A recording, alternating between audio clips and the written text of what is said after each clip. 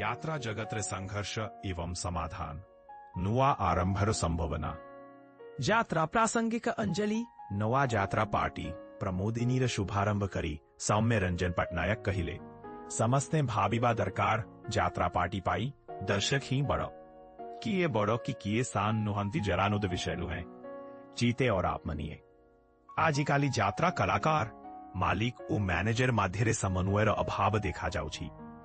यात्रा पार्टी उपरे एठरू अनेक समस्या उत्पन्न होई छी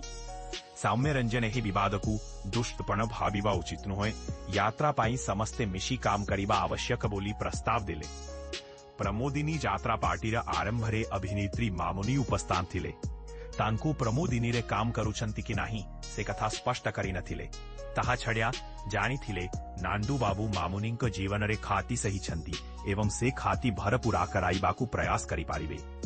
से केउ यात्रा पार्टी पाई काम करुछंती से कथा स्पष्ट भावे प्रकाश करी नथिले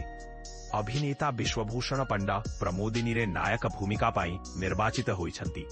तांक मतानुसारे विवाद बिना दस्ताखात बोले काम विकसित करंतु नाही प्रमोदिनी एही वर्ष तीनोटी नाटक 7 दिन पाई सीताहरण हर हर महादेव ओ मां देथिला कजलगार परिवेषण करिबा निष्पत्ति थिली।